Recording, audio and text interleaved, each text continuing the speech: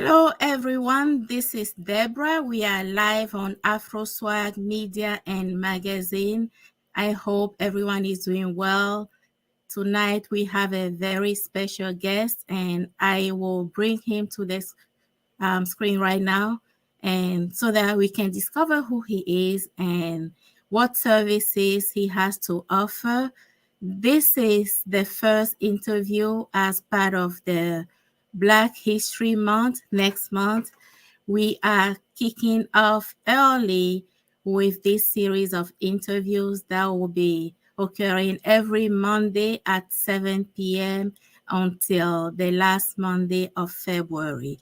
So without further ado, let me bring to the screen our guest tonight. Hello, Tony. Good evening. Good evening. Can you hear me? Yes. And can you see me? Yes. All right. How are you doing? I'm doing all right. All right. We are live on Facebook, YouTube, and LinkedIn. So, do you mind telling our viewers who you are? So I am Tony, and I am the owner of the One Security Solutions here in Omaha, Nebraska. All right. Straightforward. Once again, thank you for joining us tonight. And this is part of the Black History Month. We have a series of interviews with Black and minority owned entrepreneurs here in Omaha, Nebraska, that we will be interviewing so they can tell us about the product and services. And you are the first one of the series. So, congratulations. So anyone, if you have any comment, any questions, you can put it in the comment box and then we'll be able to project it to the screen. Please share the broadcast, share it in on different platforms, in different groups, Facebook, YouTube, and LinkedIn. So Tony, tell me a little bit about your background. So I've been in the security industry for about 10 years, and I've been running my own business for 6 years. 6 years. Wow. Yeah. So what motivated you to start your own business?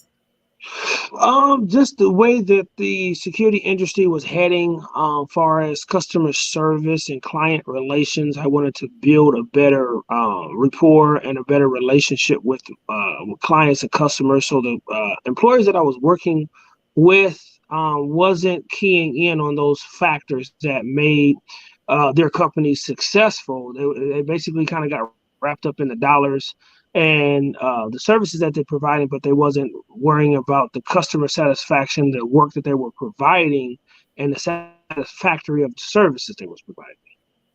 Wow. So you saw a need in the community for Yes, better services and customer service. correct. That's amazing. So was it difficult to start on your own? It was a little bit difficult because there wasn't a blueprint already laid out far as starting your own business. So like in just in our industry in general, there wasn't a whole lot of people you can go to and ask questions or even shadow behind or have someone mentor you on how to do things. Of course, you can go work for other companies, ask a bunch of questions, and they kind of shoo you away. So that's kind of what I did for the last for within 10 years. But luckily, I was able to find a set of men who was able to actually help me along the way and help me build my brand and actually help me get the experience and the resources that I needed to build my company.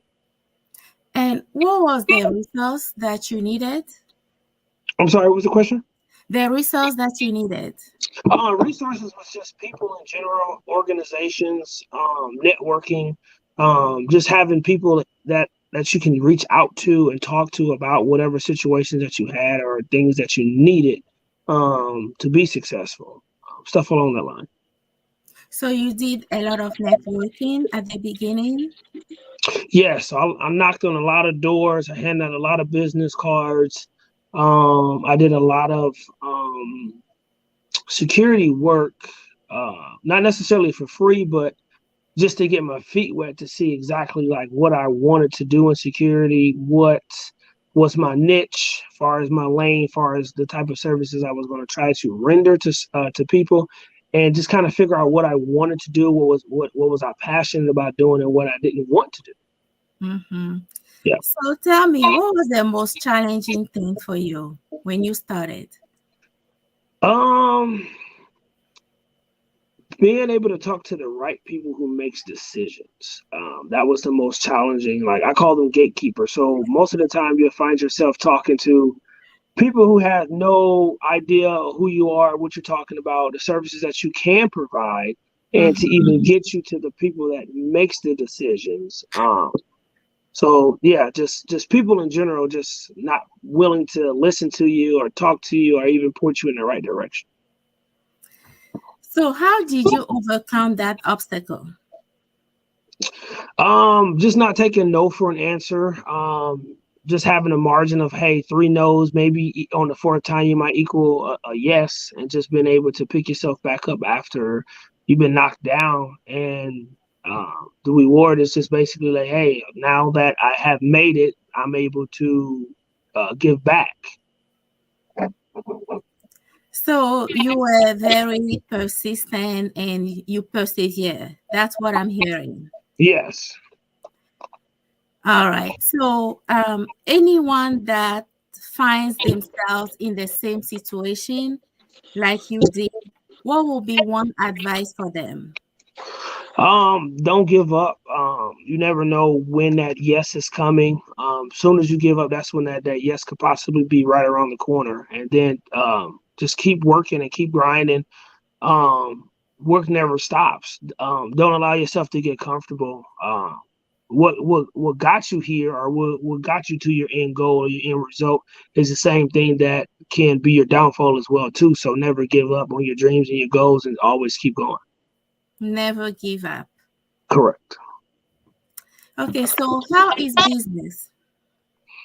It's pretty steady actually. It's pretty steady. Sometimes I get really busy. That it's kind of challenging to staff or to do administrative stuff. But it's the reward at the end of the day that you're able to make your own schedule, have your own income, stuff along that line. Okay. Um, how did COVID-19 affect your business? Um, it affected it like far as the safety precautions, because we went from a lot of interacting with people to a lot of social distancing, and we're not able to uh be more hands on as we was prior to COVID. And then just a reduction in staff and people getting sick, and just all the red tape that you had to go through to do to stay working. Mm-hmm.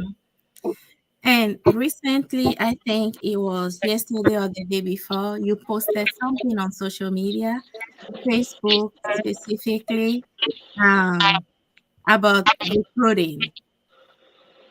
So, as far as recruiting, I'm always looking to hire new and exciting talent to our team. I'm always looking for different walks of life to be able to come and maybe even teach me something. I don't know everything. I'm always looking to learn. I'm always looking to grow. Um, Ever expanding, and my field, security, is always evolving. Just because you did something 5 or 10 years ago, that doesn't mean that it's it's necessarily outdated. It's always a newer way of doing things and a better and efficient way of doing things. So that's why I always are accepting different types of help, people, and technology and ideas. All right. So tell me, what was your experience with access to capital? Um, Prior to the Midlands African Chamber, I had no um, information. There was nowhere to go as far as capital to be able to grow my business. It was simply I was working 60, 70 hours a week full time, and then dumping a certain percentage into my company to help get that off of the ground. Mm-hmm. Um, So literally was just working, literally just working like 2 or 3 jobs, and I just used one job literally for capital for my business to be able to grow my business. And then it got to a point where um I had to set aside my full-time job and basically just focus on my business, which was scary, because you're used to working maybe 50 or 60 hours, having a guaranteed paycheck every Friday, to basically going to knocking on doors, grinding, networking, talking to people, and hoping that you can turn margins to get a check on Friday. Mm-hmm. So is it because you didn't get approved for funding, or just because you didn't know where to go? Because there are banks in our community. What prevented you from going to the banks? I've never been a bank person. I've always been use my own money, control my own money. Uh, it's all about my own money. So, and then at that time too, far as banking, it's a lot of red tape. So uh, the issue with the banks, this is on my own personal belief. I have no research to back it, but just my own personal belief. When it Mm-hmm. comes to business, typically banks, they'll give out a car loan quicker than they would a business loan, because it's almost like, hey, we believe in you, but we don't believe in you enough to give you uh, a business loan. When it comes to a car, hey, I can give you a 40, 60, 70, $80,000 car that you can't afford. I can repo that and resell it and get to still get half of the value back out of that. So that's kind of where that was at with that, far as the business aspect of it. I'm in a better place now than I was 6 or 7 years ago. So that is still an option. But I just been a firm believer of just, hey, use my own money, use my own capital, invest, Mm-hmm. and just be about my own money. Wow. So tell me what changed for you when you came across the Midlands African Chamber. Just the opportunity to network with people. I literally joined the African Chamber on a Sunday. I put an application in, joined on a Sunday, got a welcome letter on Monday, and I got phone calls Tuesday, Wednesday, and Thursday, and it was hitting the ground running. Literally, like, as soon as I had joined the African Chamber, I was busy. Like, I was a part of all of these other different chambers at the city and the state, and literally, like, turning margarines is nothing compared to the African Chamber.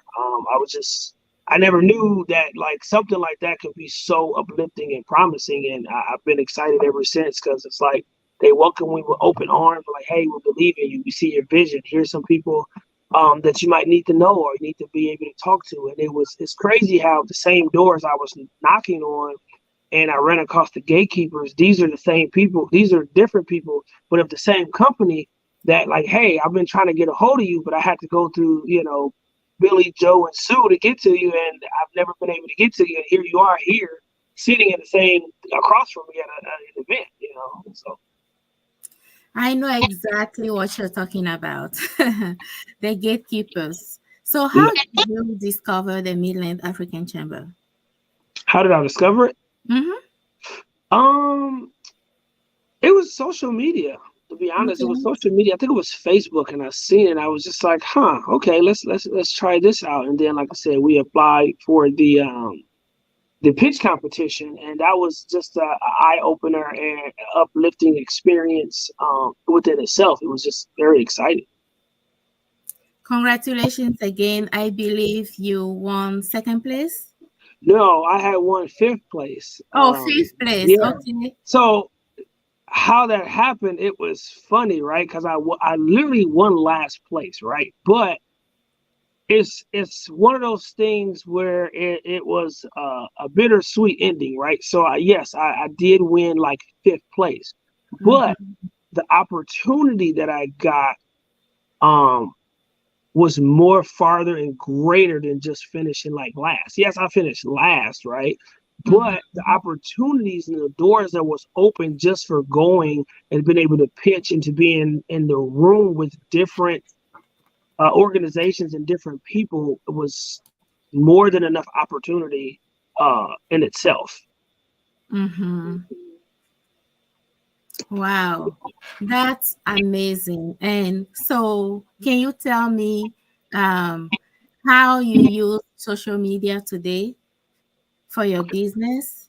Mostly just to get um this to keep clients or potential clients updated with what's going on in the industry today, like far as our personal CHP classes, our concealed handgun permit classes, our women's self defense classes, Mhm.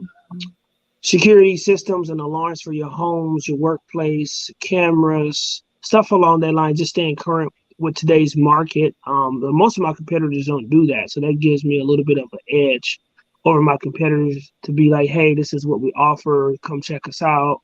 We able to keep your home and your business safe. Mhm. So you just listed some of the services that you provide. Can you please elaborate on that?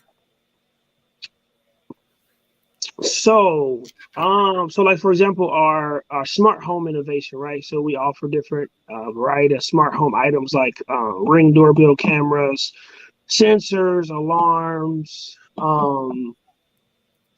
smart home tablets, control thermostat, stuff like that, cameras along that way for your home and also for your office as well and business as well too.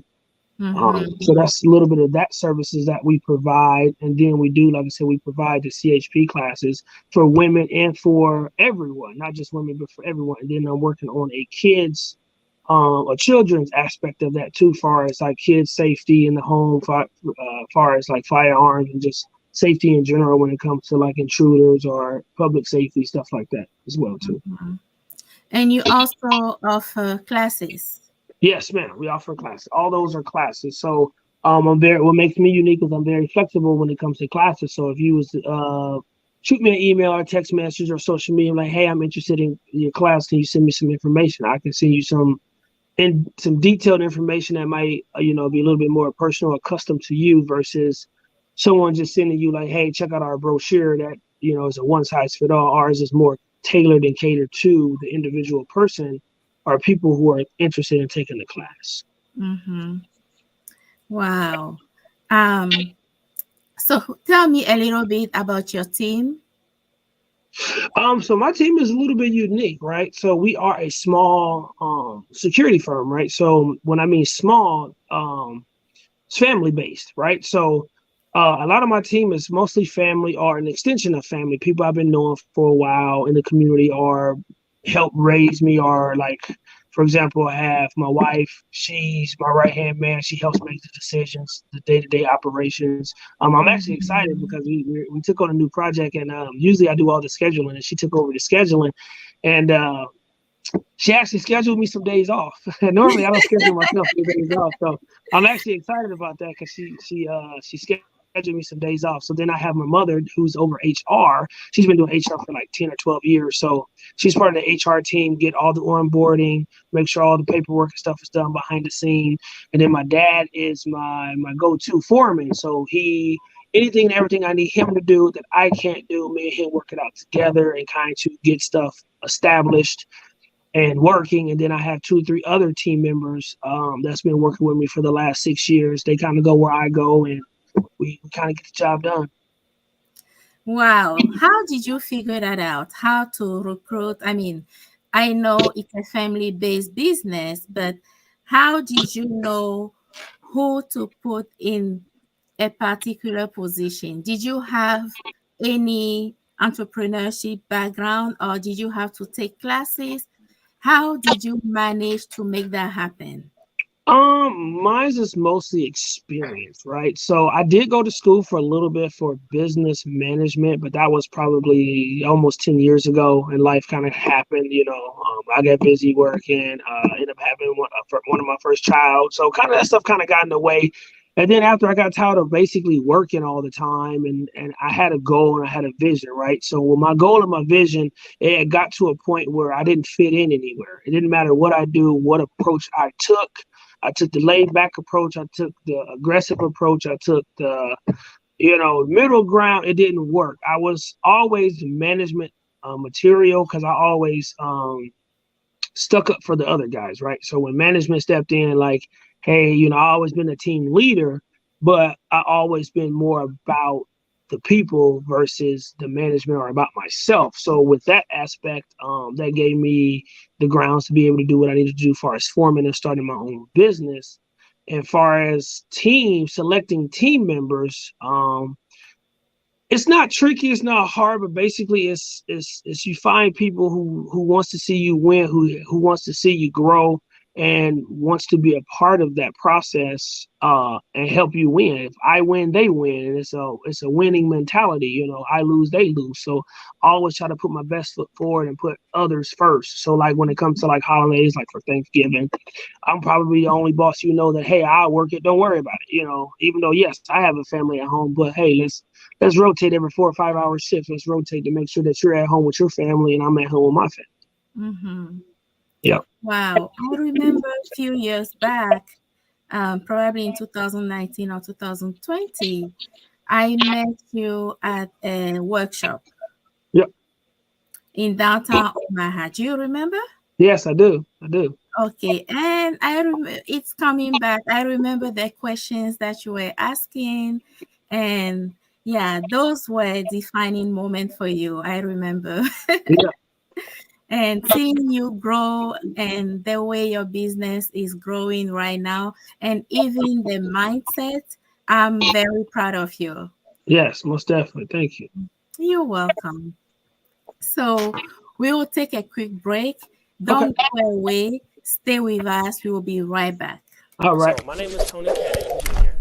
I am the owner of the One Security Solutions here in Omaha, Nebraska. The experience that I had in the security world in the field, I have pretty extensive background in security, corrections, some law enforcement, and I thought it would be best for me to branch out on my own and use my skills and qualifications that I had with my training to start my own company, so I can kind of focus a little bit on the details of some of the clients and customers' needs that the companies that I was working for wasn't able to accomplish.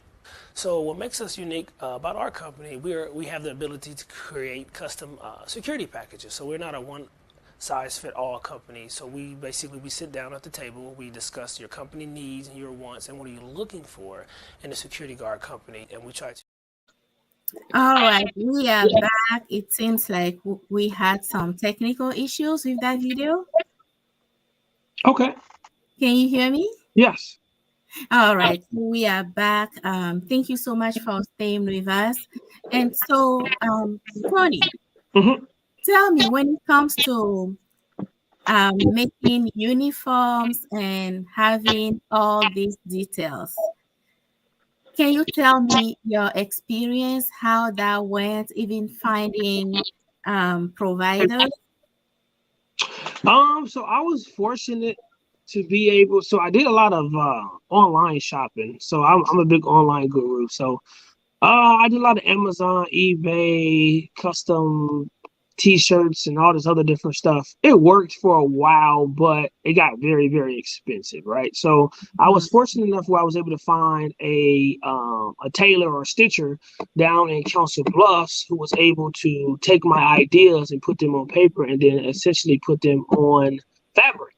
So I was able to work with him, and man, me and him kind of formed a bond and a relationship and hit the ground running. He's made so many T-shirts, hats, and all types of stuff. His mind is just like mine. He'll call me up and like, hey, I got a great idea for a hat or a shirt or something. I'm gonna stitch it up for you and tell me what you think. So we kind of went with that, and I'm overall happy and pretty excited. That's amazing.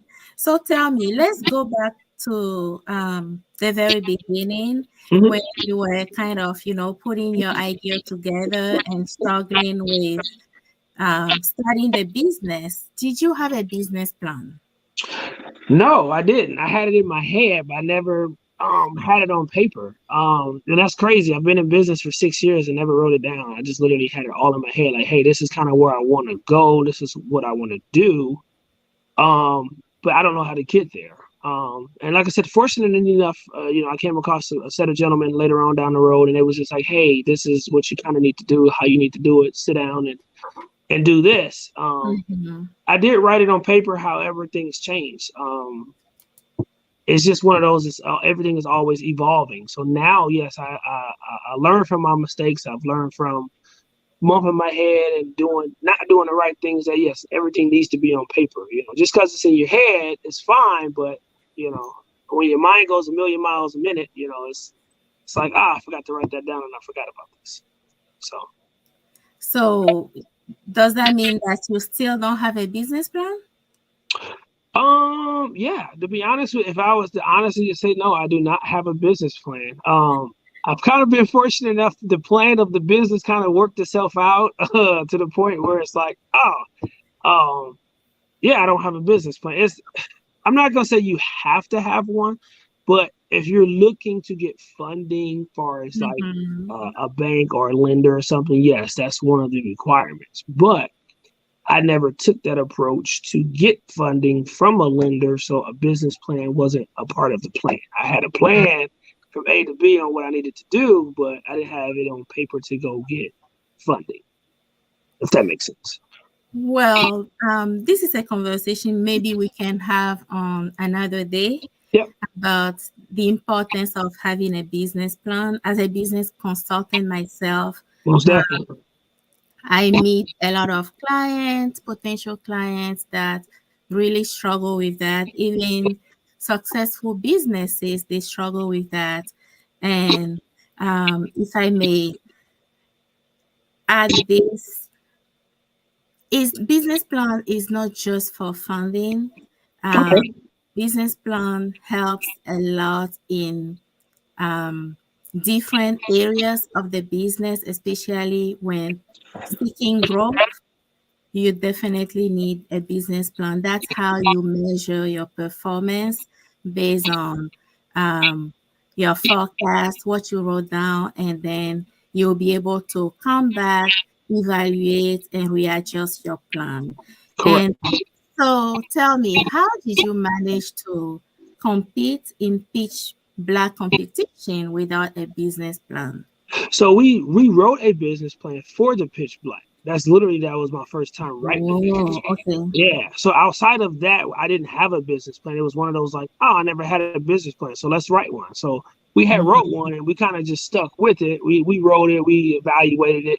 We used that in our goal writing, day to day goal writing and experience. Like, hey, I have a goal. Like prior to the Pitch Black, it was just literally like, hey, I have an idea. Let's see if it works. Hell, okay, it works. Let's figure something else out. So prior to that, yes, I did not have a business. Okay, but I'm glad you went through that experience. You were Yeah, able to, yeah, write the business plan, even though, like you said, it was for the competition. But when you go through the process, it always helps, clarify ideas and also redefine strategies. yeah. Am I right? Okay. All right. So, is there anything else that you would like to add, or anything else that you want our viewers to know about your business, your current needs? I would say one thing to make sure you do in business is to make sure you have goals, set limits, and make sure they're not necessarily achievable. Make sure they're achievable, but you have a plan, a B plan, a C plan. So okay, what happens when I reach the goal? What happens when I don't reach the goal? How do I reevaluate the goal to make it Mhm. achievable? I would say that for sure, for sure. And then two, always network. Never be afraid to network to represent your brand. I remember when I first got started, you can ask my wife, like she would tell you, like, first of all, when I first started my business, she thought I was crazy. She's like, she didn't have doubts. She was just like, you're crazy. It's gonna work, but you're crazy. I don't know how it's gonna work. And then 6 years later, she was like, man, that's crazy. I literally was like, that's not gonna work. And then two, you are your brand. So don't be afraid to represent your brand. So like when I first got started, I used to wear my logos, my hats, my clothes every day, like Mhm. every day. And I still do. Um, but I did go through a period in time where it's like, I want to wear, I even made a post. If you ever go back and look at my posts one day on Facebook, I literally had made a post. It's like, I just want to wear regular clothes. And what I mean by that is I want to take my logos off. I want to take my brand off. I would like to just wear regular clothes one day other than my company clothes. Mhm. But at the same time, um, it's like, okay, I want to do all that and I want to feel normal, right? What is normal? Like, I want to feel normal. I want to wear regular clothes, but I have a fear of people not knowing who I am, right? That's just a grind process. Some Mhm. people that make sense, some people it won't. So it's like, it's almost like if I de-logo myself, I have no identity. No one knows who I am. I feel that way, even though that's not necessarily true. People know who I am. But I also feel like, hey, if I take my logos off, like, no one knows who I am, because literally when I have my logos on, I represent myself, I represent my company. And believe it or Mhm. not, when I go places, they'll be like, oh, what security solutions? Okay, what do you do? And that's an opportunity to network, to talk to people about the service, or what do you do, or what do you provide, potentially can lead to a client or a customer or a referral or something. Because typically, I was always told, which is true, people do business or talk to people who what they feel comfortable with. So Absolutely. yeah, so it's kind of one of those double-edged swords. It's like, hey, I want to be normal, but at the same time, I'm afraid if I take my logos off, no one knows who I am. Mm-hmm. Yeah. Mm-hmm. So next month, February 8th, another Black History Month, Hmm. and it's observed every year here in the US. Can you tell me what your experience has been with that celebration as a Black man in America?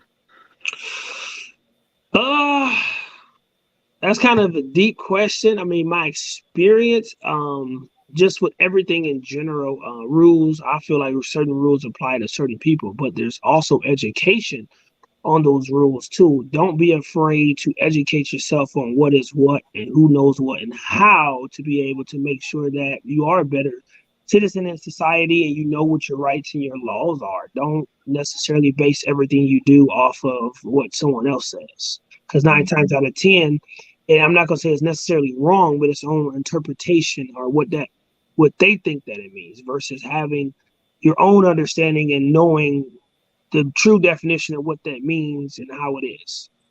Mm-hmm. Okay. So, do you do anything particularly? So next month I am doing a Black History Month special, as far as like women's self defense or self defense classes in home automation and safety stuff. So I am putting something together next month for Black History Month. Um, to be able to raise awareness, I am partnering with a couple of different organizations on doing some teachings and some seminars on just basically public safety and safety in your home and out in public and stuff like that. So yes. Mhm. So, next Monday, a week from today, is going to be Martin Luther King Jr. Day. Mhm. Do you do anything particularly for that? I used to do a lot of the community stuff. I used to do a lot of the Martin Luther King luncheons, the celebrations. I used to go and do the gospel choir. I was a musician, still currently is a musician, but I used to do a lot of stuff with that as well too in the community too. I just kind of got busy and kind of got away from it, but that is on my to-do list to start doing that as well again. Okay. So, as a Black man in this community, what are some of your challenges?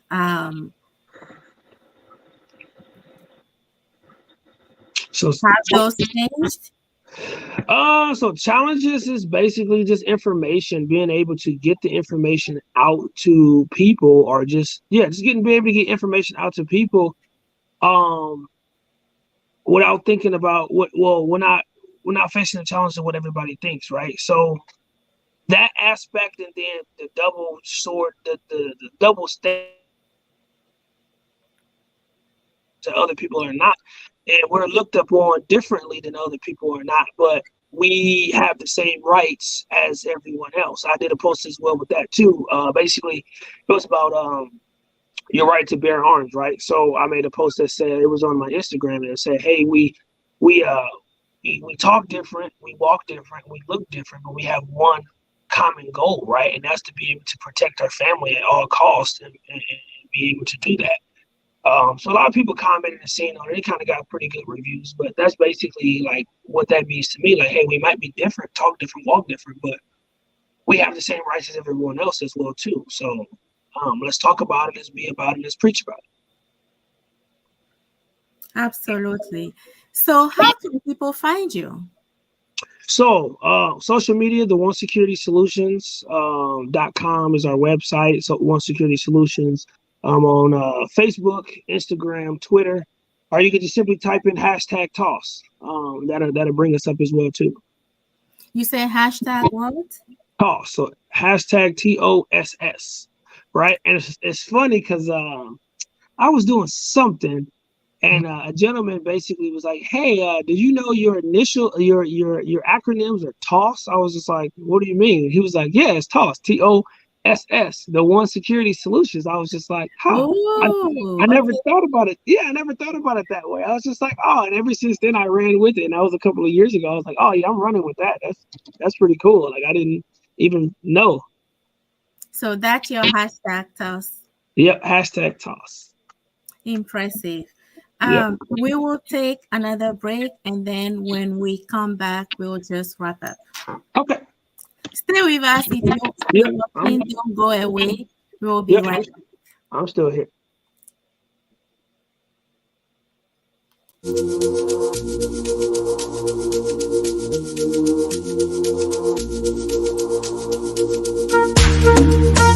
Hello, everyone. Welcome to Afro Swag Media and Magazine. As always, I'll be your host on this show. Today, we are here with Kosha Snazi, and this is the studio where they do all the rehearsals for his upcoming concert on March 18th at Benson's Theater here in Omaha, Nebraska. Today we are going to see how busy they're getting practicing with the group, rehearsing all these songs and everything that they have for us coming up on March 18th. Let's discover who Kosha is. So like I said, Kosha, he just got here and we're going to meet Kosha. Hello. Hey Kosha. Hey. How are you? Good, how are you? So we are here at the studio today and we're going to show your fans what you're doing for March 18th, right? Okay, yeah. Hello guys, my name is Kosha Snazi. I am Afrobeat artist based in Omaha. I do dance, I'm a choreographer, videographer. Today we are here to do a more rehearsal about my upcoming concert. That's why we are here today, and we are here every Saturday from 6:30 to 8. So most of the time we start a rehearsal for 1 hour from 7 to 8. And we just gather together and we talk a little bit about the project before we start. That's why we start. We say it's at 6:30. So I am here and I'm gonna start preparing. March, I'm gonna be like just wait for March. That we are preparing something big for you guys, and I want you guys to come and see it. That's amazing. So, okay, we are here and we are just going to observe and watch what you guys have going on. Okay. Right? Yes, thank you. Give me 1 second. Let me get ready before the rest of the team. All right.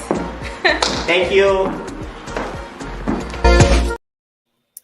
All right, we are back. It seems like we're still having some technical difficulties, but I believe you guys got it. So that's Cautious Nazi. He has an upcoming concert on March 18th here in Omaha at Benson Theater. So you are all invited. You can find the link to purchase the ticket on our platform, LinkedIn, YouTube, or Facebook, even Instagram, or our website. Don't miss it. Conscious Nazi is part of the Omaha community. He is an artist. He does Afrobeat. If you guys are familiar with that, that's what he does. And they have a lot of surprises coming up for us on March 18th. And even before getting to that, on March 17th, Afro Swag has its first mixer. You'll find the information about the mixer on all of our social media platforms as well. So back to you, Tony. Yep. All right. So we are at 7:40. We are at the end of the show. Do you have any shout out? Oh, I would say definitely shout out to Afro Swag Magazine for having me on today. I definitely appreciate the opportunity to come on and talk and share a little insight about what I do in the community and how I keep people safe. And definitely looking forward to 2023, all the opportunities that are yet waiting for us to be able to take part of. And just excited to be here and to continue to put back into my community and stuff along that line. well, thank you so much for being with us tonight and sharing your experience, your ideas, your product and services with us. It was an honor. And for those that join us, thank you so much for watching as well. We are appreciative of you, and we'll see you next week, Monday at 7 p.m., with another amazing Black owned business. Until then, be safe. See you. Bye bye. Have a good night. Right. Bye. Alrighty. Thank you. This magazine caters to all African nationwide. It doesn't matter if you're in the Midwest, East Coast, wherever you are, you can use this magazine to have more visibility and to tell your story. All right. Bye bye. Have a good night.